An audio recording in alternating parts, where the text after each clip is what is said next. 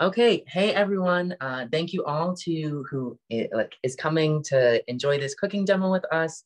We're gonna go through some very basic and simple fall recipes using some of the fall produce on the farm and grown by some of our local growers throughout West Virginia. My name is Adam Craig. I'm an AmeriCorps member at Sprouting Farms. If you're here right now, you probably already have a good idea of what Sprouting Farms does. But if we have any new folks that are joining us right now, Sprouting Farms is a agricultural nonprofit that connects beginning growers to education, resources, and land to help them begin their farming businesses. And we also do various different food access projects throughout the whole state.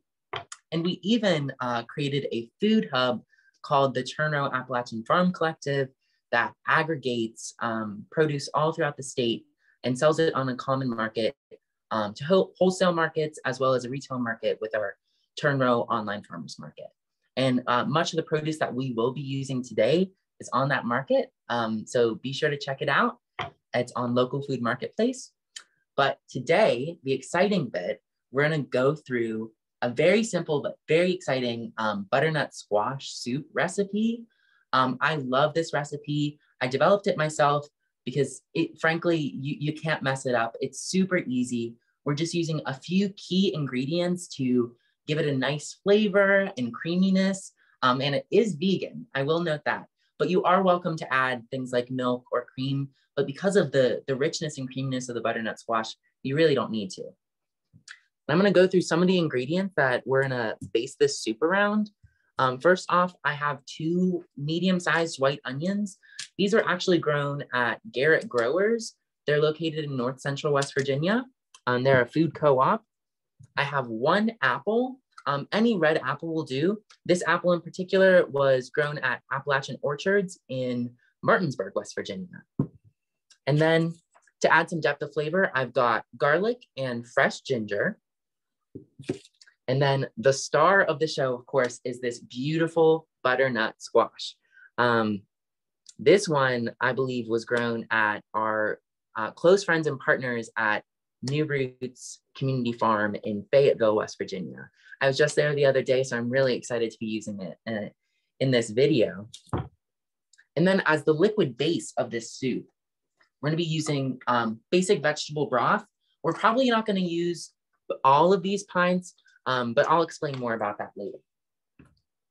And then I got some fresh herbs. I have rosemary and sage. Both of these I harvested today on the farm in Talcott, West Virginia. And then I have a few spices. Today I'll just be throwing in some cinnamon and a little bit of nutmeg to add some warmth. And then of course, we have your basic salt and pepper. That's really it. So I'm gonna go ahead and actually get started in preparing this soup if y'all are ready. So first off, we're gonna start with our onions. So I'm just gonna grab the onion and any knife will do. And everyone chops their onions a little bit differently. And my method is by no means, culinary standard, but it works.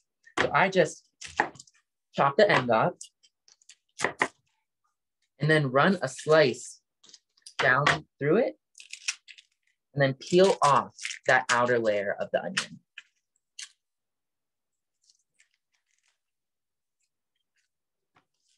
And then I'm gonna throw these onion peels in a compost bin. These are excellent compost peels. If you don't compost at home already, I really encourage you to do so. It's a great way to reduce food waste. And if you grow food at your own home, it's really good for your veggies and your fruits that you're growing at home. So now that I have these peeled and ready to go, I'm just gonna cut them right in half. And then run my knife down like this and cut them into half moon shapes.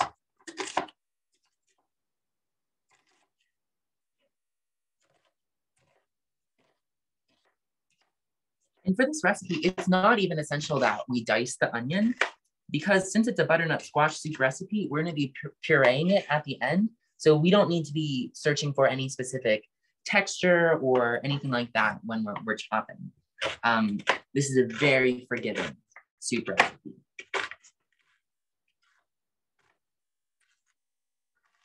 Okay. I'll do the last half. You might think, oh, wow, that's a lot of onion. And you would be right. But I will note that these aren't super big onions. And they're also not super potent either. They're very sweet. So I think you're going to be happy with the flavor that it adds. But if you think 2 onions is a little bit too much, this recipe is very forgiving. You can absolutely dial it down to 1 onion if you like. So now I'm going to come over here to my pot and turn it on to about a medium heat. I'm going to throw in about 2 tablespoons of extra virgin olive oil. You can use any other neutral vegetable oil if you'd like. I used coconut oil in my butternut squash soup the other day. That works perfectly fine. What's important is that we just get these base veggies nice and sauteed. Okay, so that should be good on olive oil. I'm now going to throw in my half-mooned onions.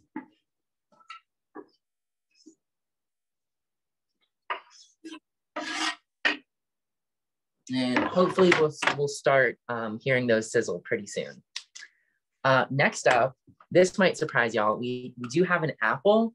And you might think, hey, this is a savory soup. Why are you throwing in a fruit? Well, butternut squash soup is typically on the sweeter ends of soup. And often many people will add things like brown sugar or maple syrup or honey to it to add the sweetness. But my easy way around it while still using fresh produce is just throw in an apple. It works really well with the flavor of the butternut squash. What I'm gonna do is just peel it fairly quickly. Just like those onion peels, apple peels are an excellent addition to your compost bin. Yeah, so I am so sad when I see people throw these away because, I mean, it's so good for growing stuff.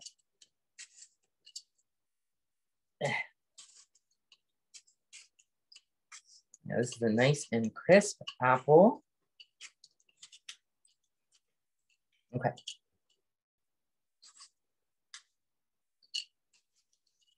I'm gonna throw these peels into the compost bowl. I'm gonna take the paring knife because this knife is a little bit too big for something so small. And I'm just gonna cut it in half and then take out the ends and the core.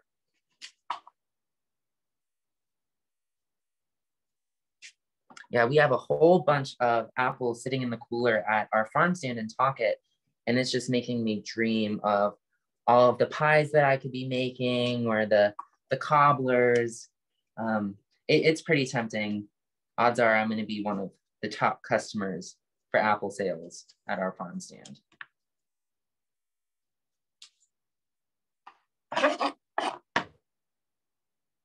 And I might be jumping a little bit ahead of myself, but we're also going to be doing a salad recipe later on in this video. And that salad will also incorporate an apple. I know, crazy. Like I was probably, it wasn't until high school, but before I like understood the joys of fruit in a salad. It can just be so good with the savoriness of the veggies or the sourness of the dressing, things like that. I'm gonna give these onions a little stir because I'm hearing them sizzle. They look good. What I really want is for these onions to be nice and translucent before I add the other ingredients. So now I'm just gonna dice up this apple. Just like the onion, these do not need to be any sort of shape. What's important is that they get cooked. I'm just gonna throw it in now. Okay, so I'm gonna mix that in real quick. Let's see, here it is.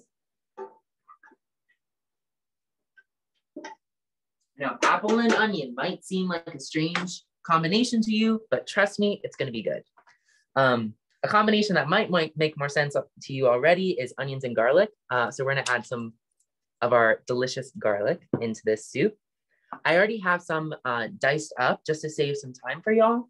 But before I throw that in, I would like to show you a quick trick on chopping up a clove of garlic. I remember my mom, when she was cooking, used to make me peel all of the garlic individually because she found it to be so tedious. But it wasn't until probably about a few years ago that I realized how easy it is to take the peel off of a garlic. All you gotta do is, let me direct this down a little bit. So we have the onion or the garlic on the cutting board. You just take the flat edge of a knife like this, stick it right on top and push it down. And you'll hear a bit of a squish and a crunch, that's okay. But what's awesome is the peel just comes right off. It's such a good feeling. It's still so satisfying to me because I'm telling you, I spent hours when my mom and I would make like stuffed shells or lasagna, just peeling that garlic. Then I'm just gonna do a quick mince. Add that in. Here's my garlic.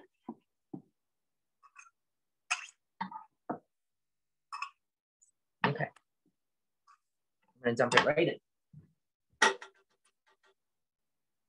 So notice that I did add the garlic a lot later than the onion. This is because what we want the least is for that garlic to burn, because then it's gonna become bitter. So I'm actually gonna turn this heat down a little bit while we're still chopping. So the next step is our fresh minced ginger. I love fresh ginger. I use it in my cooking at home a lot. Mainly because, I mean, of course, powdered ginger is great. It can bring a lot of warmth to any dish, but fresh ginger has a fruitiness and tanginess that you can't really get in its powdered form. And you can get fresh ginger at any local grocery store, like a Kroger or whatever. But what I do is I just rip off one of these little spines of the ginger root and I peel it as safely as I can. Because you don't want that skin. That skin's yucky. And then all you have left is this really nice and spicy, starchy root. Okay. So that's good and peeled. And at that point, just like garlic, you mince it up. Very simple. So I'm gonna add that right into this cup. And we're gonna stick it right into our mixture. Let's see it. I'm gonna turn on this light. And then in a second, I'll bring the camera over here for y'all to get a good look about what's going on in here. Let's do that right now. So notice how the onion, hopefully this will focus well.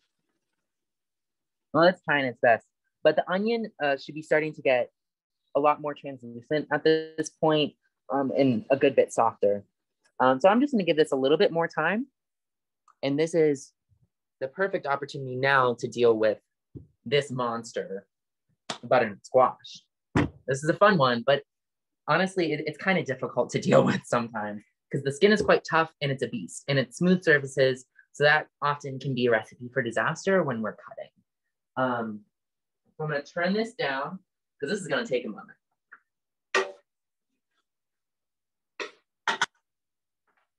Okay, so first step with the butternut squash, what I like to do is to just immediately chop off each end. Oop. It's scary. What's important is that you have control over the knife because you don't want to cut yourself by accident. So next, I'm gonna peel all of this skin. That's not gonna be good in any soup. It's a terrible texture when it's cooked. Another way to avoid this is actually to roast your butternut squash. And that's as easy as slicing it in half, taking out the pulp, and then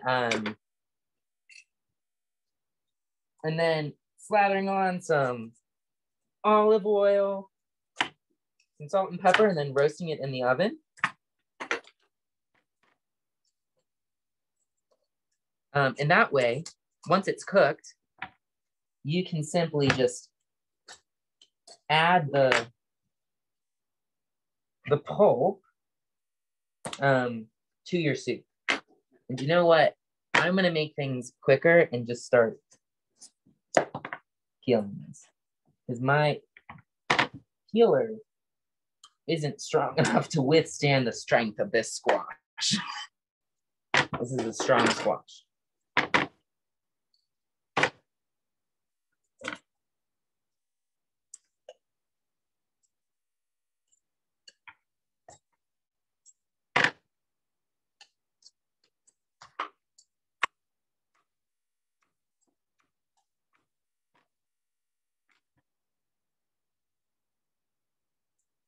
Yeah, well, now might be a good time to talk about where we are.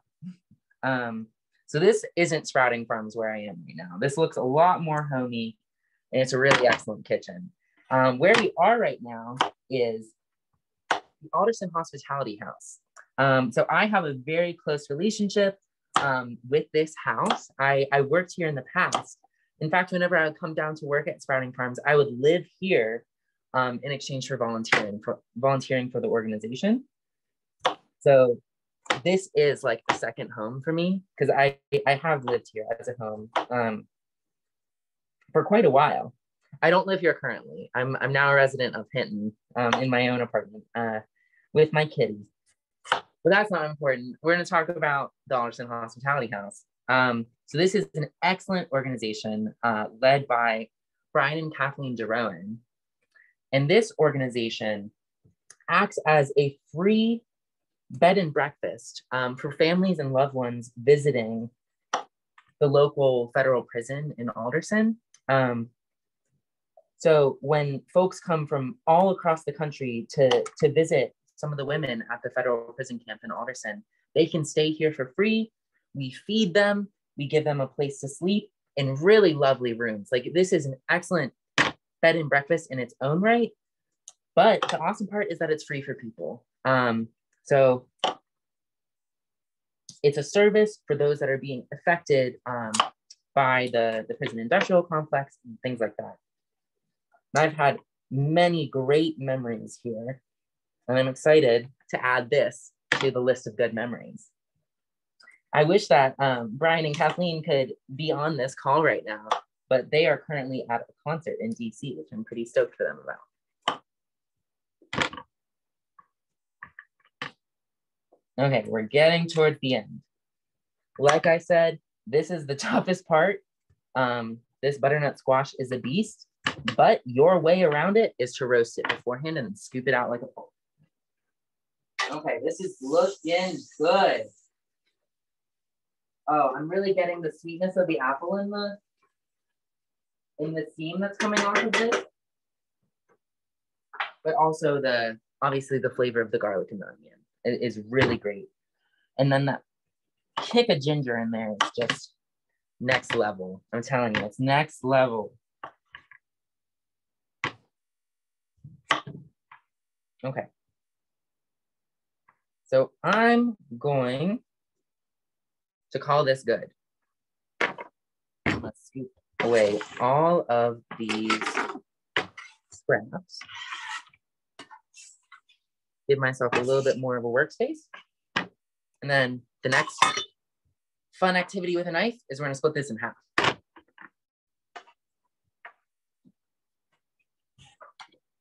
Okay, so these are the basic parts of the butternut squash. You have all of this lovely fruit right here and a little bit of pulp, and then the seeds in the pulp right here. We're gonna scoop all of that out. And there's the other half. So I'm just gonna go ahead and take a spoon like this, and then just reach in there and scoop it out. It's a really clean scoop. It's as easy as that. And then of course you can absolutely roast these seeds like you would pumpkin seeds that you might carve out of a pumpkin. It's the same process. You can Toss them in some olive oil, salt and pepper, some spices like Old Bay, things like that. It's really just an excellent palette that you can, or blank canvas that you can do anything with. Or if you wanted to get really fancy and bring things full circle, you could roast these seeds and then throw them on top of the soup as a garnish, or less of a garnish, more like a crouton, like a nice little added texture to the soup. Okay, we're almost there.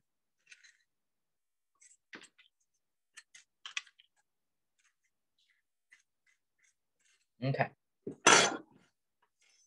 Once again, I'm gonna clean up a little bit, get all this mess off my cutting board. It's important to maintain a clean workspace. I find it just makes you cooking a lot less stressful if you have a space designated for an activity and it's not just riddled with scraps and other things that you don't need. So now, let's see, let's make sure the camera sees. We're just going to cut all of the butternut squash. So this is just 1/2 of it. I missed a little piece of skin right here. So what I'm gonna do is cut it in slices first, and then slice it again the other way, and then dice it. My theory behind this is that the smaller you cut this, the quicker it's gonna cook.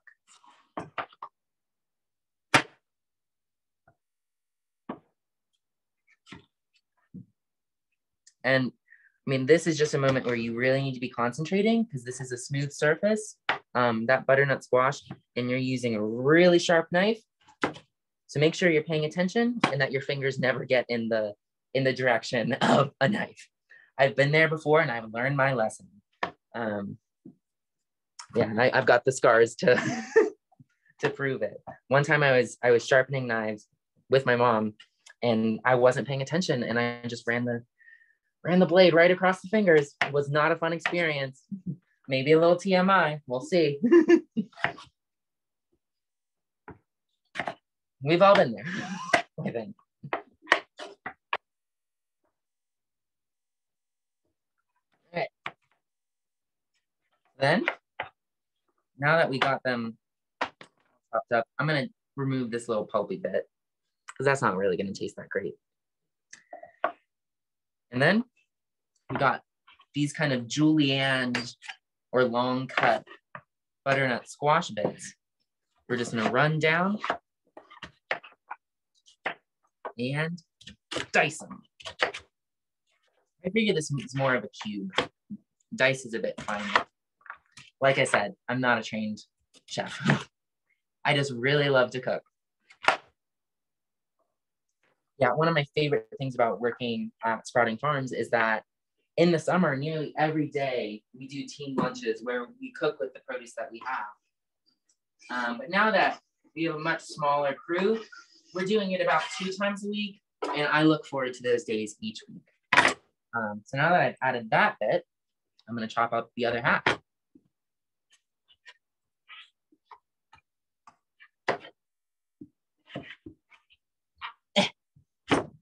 It's a tough squash. I'm telling you, it's a tough squash.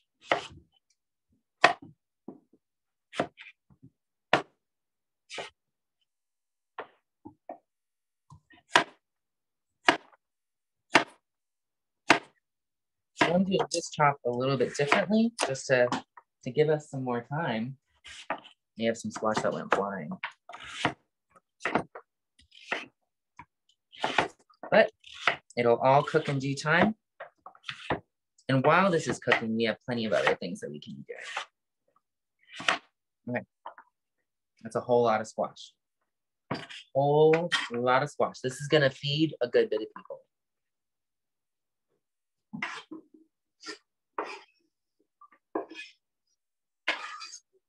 And to get that cooking started, I'm gonna pick that flame. I'm probably about a medium high. Drop some squash. I'm gonna add a little bit more oil just to give it some more to work with.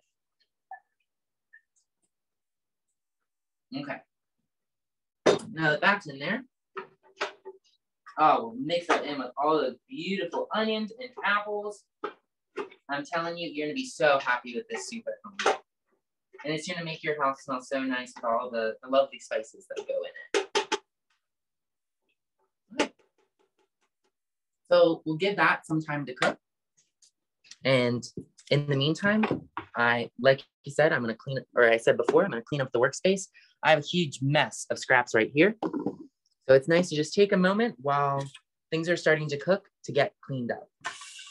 That way, moving on to the next step is a lot easier, but also when you're done, you're gonna be dealing with a lot less mess if you're cleaning as you go, as opposed to just piling onto a big mess and just dirtying your counter space.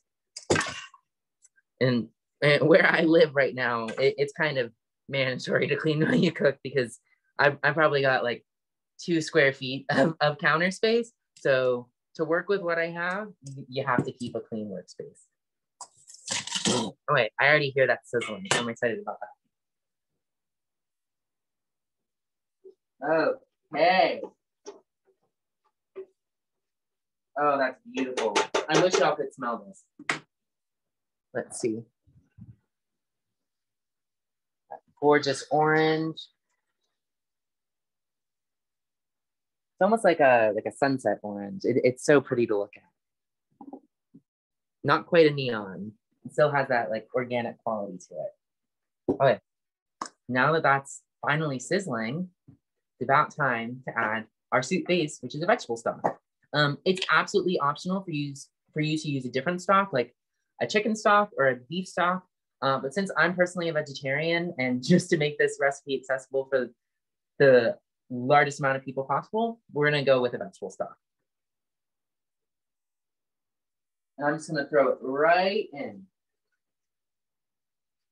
And I'm gonna go ahead and turn that heat up to its highest level because we wanna get this boiling ASAP. And I don't have, right now, it's not entirely covering all of the vegetables in there. So I'm gonna add what's in this until everything's completely covered. We want all of that boiling and cooking down. Okay, we're pretty close. So we won't have to use all of this. Oh, that was beautiful. Okay, I'd call that good. Because you really don't want this to be a super watery soup. You want or a brothy soup. You want the butternut squash to really like be the star of the show. And because it just has such a smooth, creamy texture. It's really incredible. If you haven't tried it before, I'm excited for you to experience it with me. Okay, next, while we're waiting for that to boil, I have some herbs that we're gonna be working with. I was pretty excited when I found these herbs on the farm. They were planted ages ago, but sage and rosemary are perennial herbs. So they stay alive and come back each year. And we still had some sage and rosemary that was still green and ready to eat. And I'm telling you, it's delicious. When I tested this recipe last week at the farm during one of our farm lunches, you could smell the sage all throughout the farm office. It was great. So I'm just going to rip off probably about, I'm gonna say 4 or 5 of these sage leaves. Sage is very strong, but I like strong flavors. Entirely up to you how far you go. I think in the official recipe that I made, I recommended about a tablespoon of fresh sage. And how I'm going to cut this to make it easy for y'all is I'm gonna stack up all of the leaves on top of each other and then roll it up kind of like a sushi roll or a burrito. And then with this little sushi roll or burrito that I have, take the knife and then just make tiny slices as close as I can get.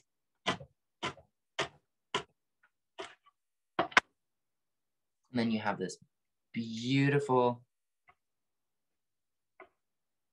chopped up sage right here. And I'm just gonna throw it right in the soup.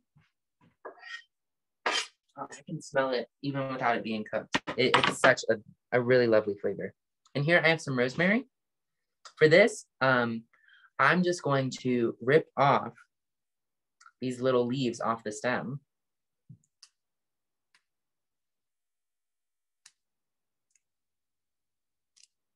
I'd say that's about enough. And then just dice it up a little bit. I said this before, I'm gonna say it again. This is all getting blended regardless. So you do not have to worry about wonky textures. It's all gonna become a homogeneous mixture. So it's okay if one of your rosemary leaves wasn't chopped up. But I do think that chopping it up might release some of the flavor more. So still give it a good chop.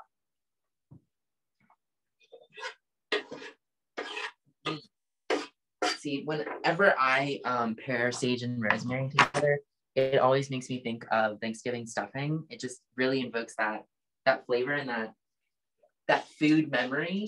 I loved stuffing growing up, and I still love it. So that's fun. Okay, so I now have the herbs in there.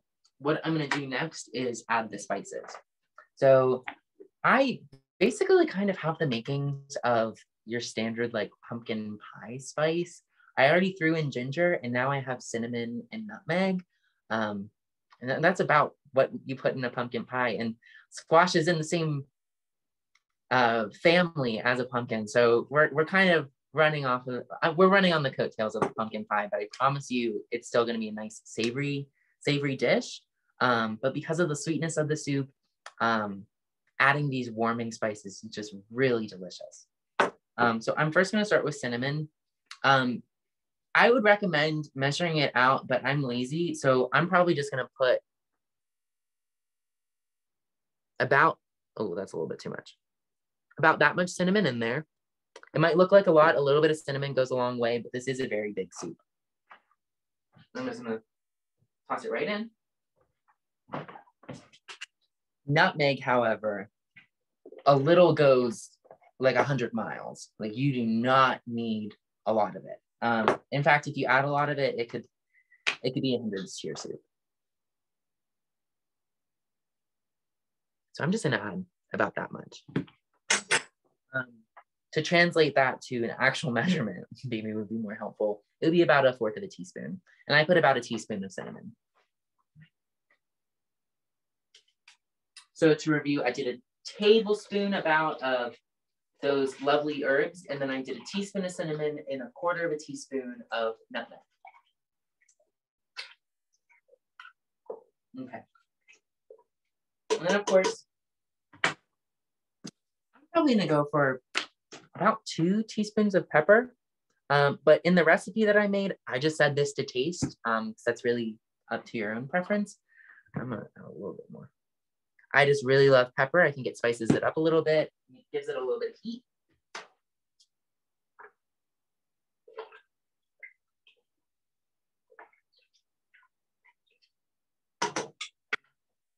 And now I'm actually going to take a spoon and taste it to see how salty it is. What you really don't want to do is oversalt this, because that vegetable broth already has a good bit of sodium in it, but I still think I'm going to add some more, but let's give it a try.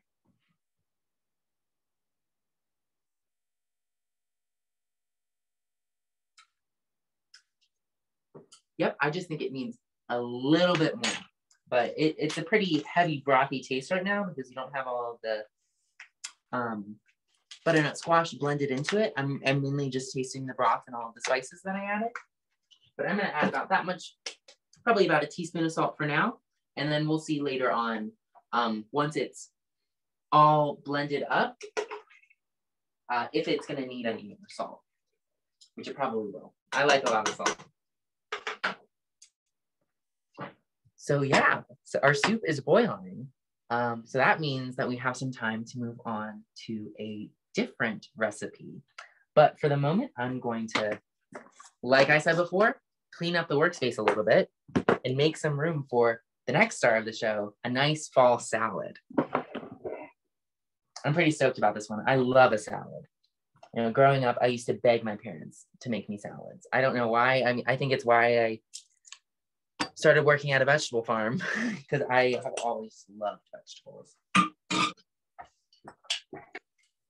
And I mean, I feel like so many people only see salads as like this disgusting like iceberg and tomato mush, iceberg lettuce and tomato. There's so much more that you can do with salads, especially if you're starting with a much better base like spinach or kale or romaine lettuce or a really lovely salanova spring mix, things like that.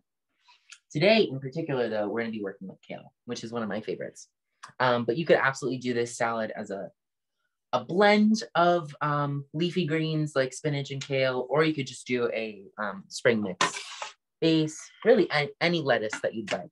But on the farm, we have kale, so that's what I picked. So I'm gonna grab it from the refrigerator.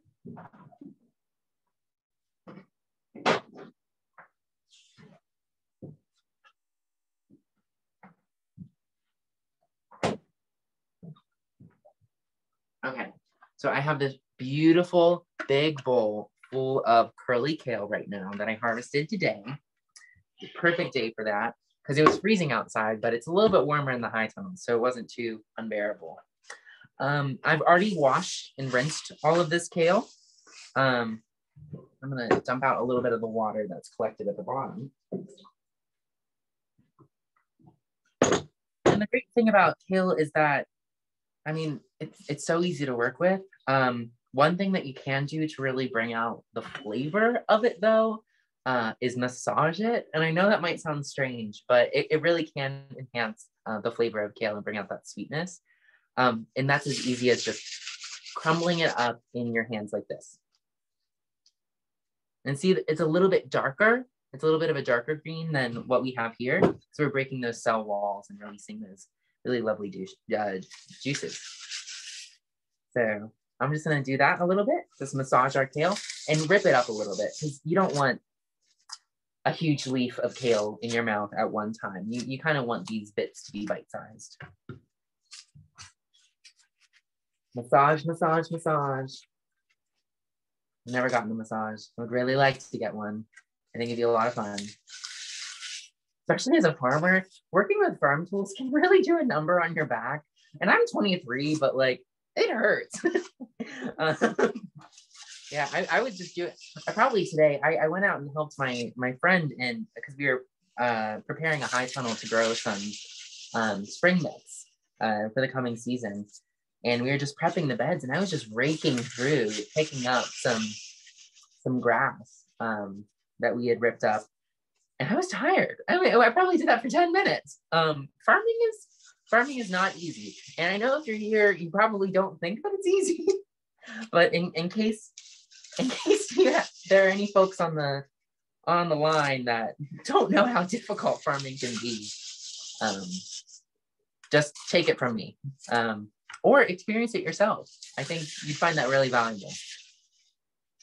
And one way that you can absolutely do that is coming to Sprouting Farms to volunteer your time.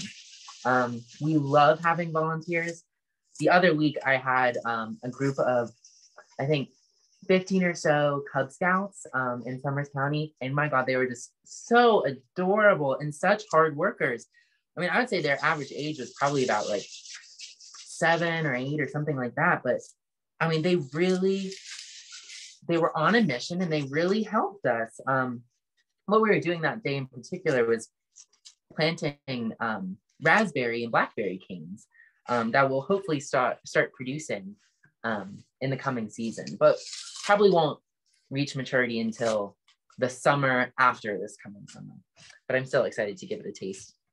Okay, so now that I have some ripped up and massaged curly kale, oh my God, I just think that color is gorgeous. And it's such a nice texture. I mean, that's an excellent salad base. Another thing that you can use is beet greens. That's an option. But yeah, any lettuce, any leafy green will work for this salad. I'm gonna check on our soup real quick because I see that we're boiling. I can already see it cooking.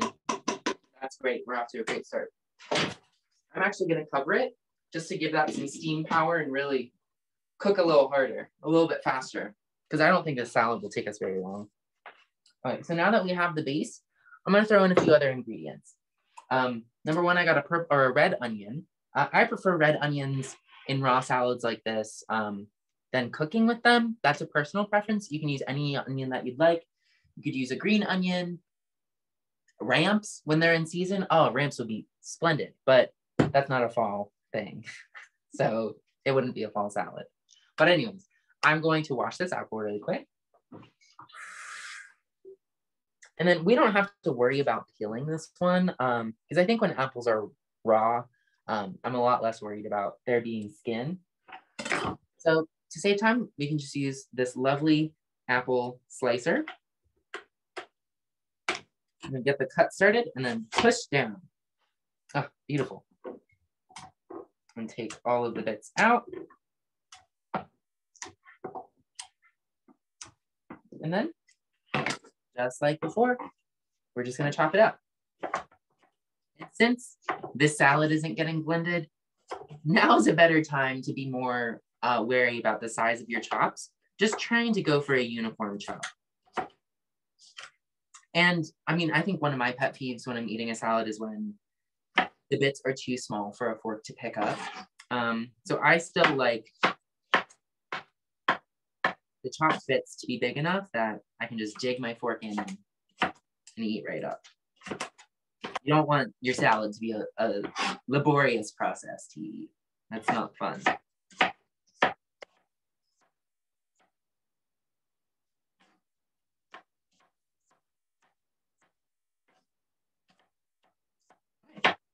Now that that's chopped up, we're going to throw it right in the salad. Oh, and I can see that soup steaming right behind me. I love it. One thing that I will note, that this is a pro tip. I was using this cutting board to chop onions before. Do you know what that means? When I chop that apple, it's going to carry the taste of onions. I'm not worried about this in this case because there are going to be onions in this salad. However, let's say, for example, I went from making that soup to making an apple pie. If I had used this cutting board, that apple pie would have tasted like, you guessed it, onions, and no one wants that. So be careful when you're doing that.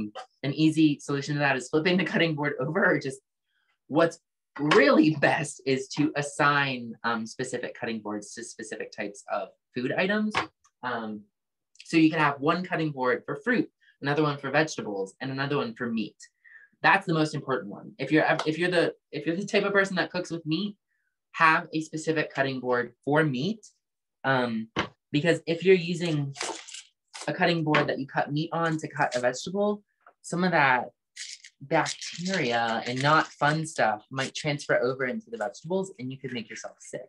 That's called cross-contamination. And that's, I mean, it's going to be your largest cause of foodborne illnesses, which we don't like. They're not fun. Last time I was food sick, I was in Tanzania. It was not a good week. That was also the week that COVID came to Tanzania. So there was a lot going on, but I was mainly focused or dealing with the fact that I had terrible food sickness. For this salad, I don't want the onion to be a super big player. So I'm just gonna do half moons like we did with the salad, but I'm only gonna add about a half an onion, just because I think much more than that would be a bit too overpowering, especially because we're dealing with raw onion. When we have raw onion, you have to be a bit more sparing with how you use it, because otherwise it's just going to take over. Onions like the Leo of vegetables, the star of the show it wants to be. Okay, so we got apples, onions, kale, really great base. Now it's really fun. Before we started this video, I had roasted some beets and sweet potato. This was a very simple process. Of course, I peeled the beets and then chopped up the sweet potato and beets into these bite-sized pieces, and then seasoned them with salt and pepper, and then drizzled them in olive oil, tossed it all up, and then threw them in the oven, I believe at 375, covered in foil for about an hour. And that roasted them really beautifully, but didn't make them mushy. They still have a nice bite to them. And since I did them beforehand, it's cooled down a good bit, so it's not gonna wilt all of the king. So I'm just gonna go wild and toss this right in. Okay, we have a few stragglers. That's okay. Scared to join the party, I get that. Then there, sweet potato. Okay. And I'm telling you, beets and sweet potato are a match made in heaven. They're both sweet, but they have different kinds of sweetness. A sweet potato is much more starchy. A beet feels a little bit fruitier. And oh my God, the color is gorgeous. You can't really see it on my fingers, probably in the video, but I just have purple all over me because that dye is like strong. So if you're into like clothes or art, an alternative food dye or clothing dye or kind of paint base is beets, because that purple is just strong. It's really strong. Okay. So we've added all of the vegetables that I'm going to put in this salad. Now we're going to throw in some fun toppings. I really love craisins. I hate raisins. It's one of my biggest character flaws. I normally like all food, but raisins and there's like one other thing that I just refuse to eat. But craisins, for some reason, I love. Different flavor, I guess. I'm not sure, but I love dried fruit on salads. If this was a summer salad, I'd be throwing in berries, like fresh berries, like blueberries or raspberries. But since we're in the time in which fresh fruit is a little bit scarcer, like apples is the only thing that we got, I'm gonna throw in some dried fruit. A little bit of sweetness and that chewiness of the craisin just gives it such a lovely like bite. It's almost like you're biting into beef jerky or like a sun-dried tomato, something like that. And now I have some walnuts. I love adding nuts to salads as well. They're a healthier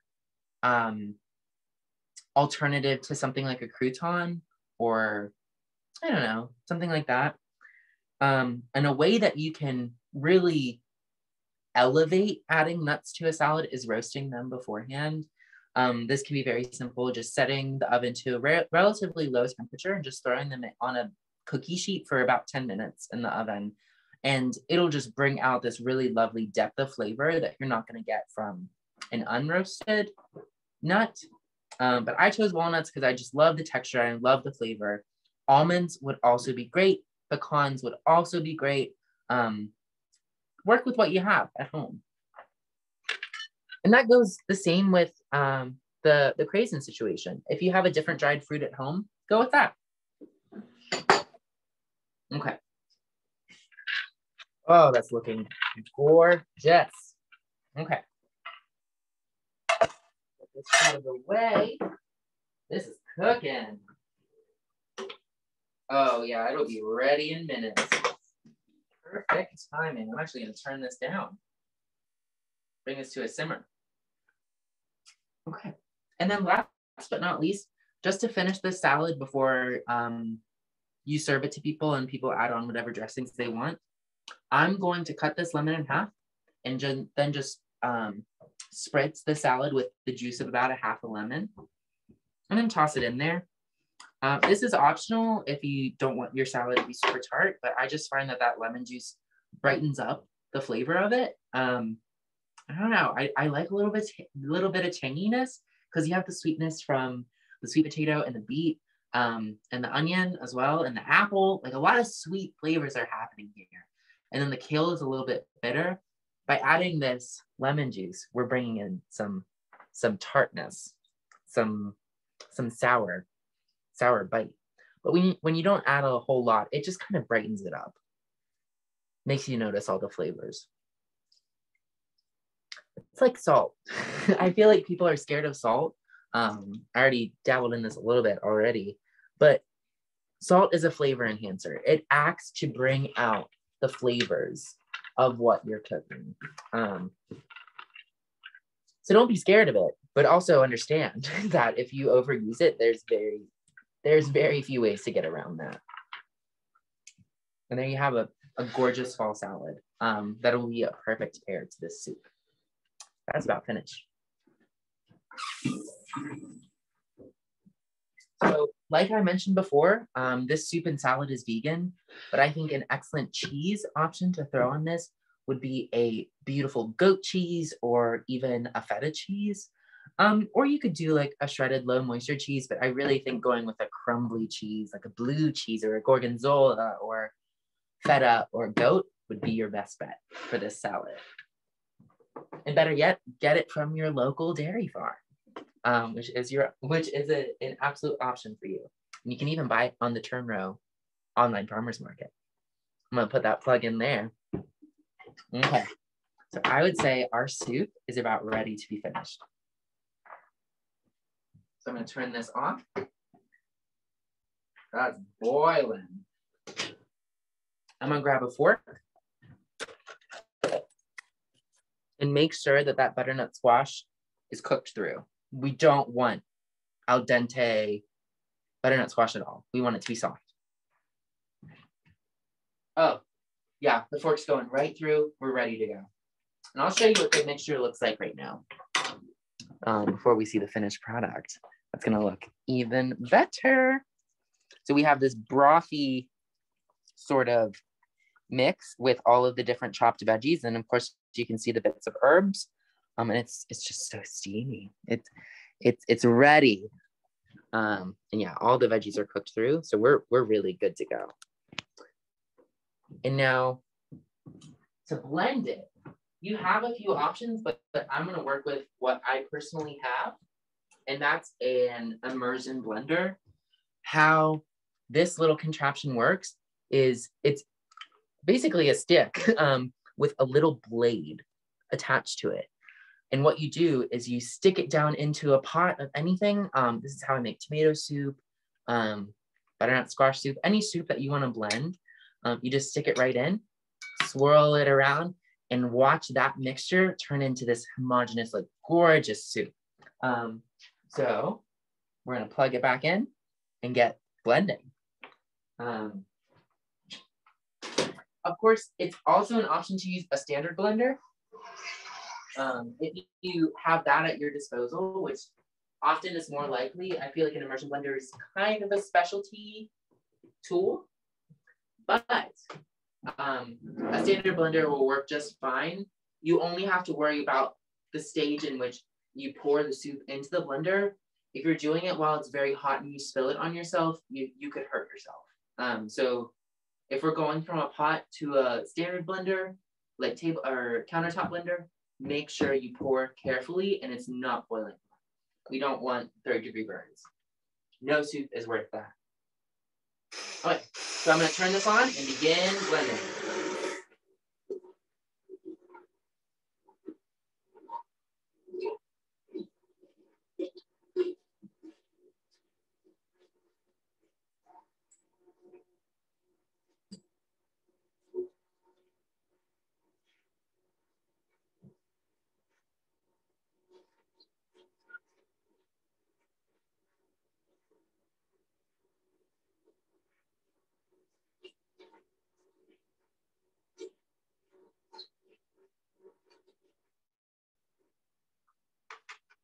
Looks pretty good to me. Give it one last once over.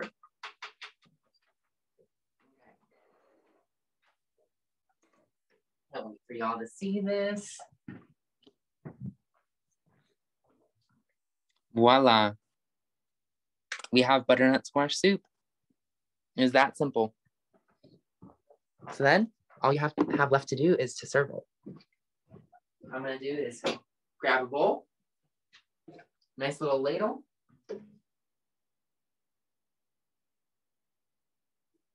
And pour it on in, leaving a little bit of extra room at the top. because we're gonna have some fun. So, somewhere around here, oh, there we are. I have some croutons. I'm going to top this soup up, top it off with some croutons. Like I said before, you can absolutely use something like the butternut squash seeds, but I just really like bread in my soup. I think everyone's a big fan of that, or at least the folks that I hang around. And then for a little bit of garnish, we're gonna take some rosemary, put it right on top. And then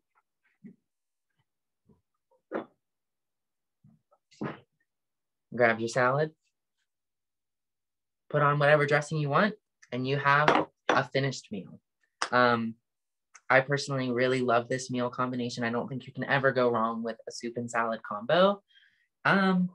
But I also think this would be a great lunch for a Thanksgiving meal, because I know Thanksgiving dinner is always very heavy with turkey and stuffing and mashed potatoes, cranberry sauce, all the works. If we're having the family over for lunch beforehand, this is a great way to feed your hungry people while still leaving room to be completely stuffed at dinner time. But I had fun. I hope y'all learned something. Huh? Show us one last view of the soup. Okay, yeah, we'll go through one last look at the soup. Here's what I got right there. Here's our salad. Oh, that kale is just to die for. I'm so glad I harvested that today. And then there's that soup. And we're done. That'll probably feed about 6 people very comfortably. I'm sure you could feed more, especially if you're doing something like a light lunch. But that's it. Thank you all for joining me. And stay tuned for cooking classes like this in the future. I love to cook. So I hope I can do this later on. Okay. Bye, folks.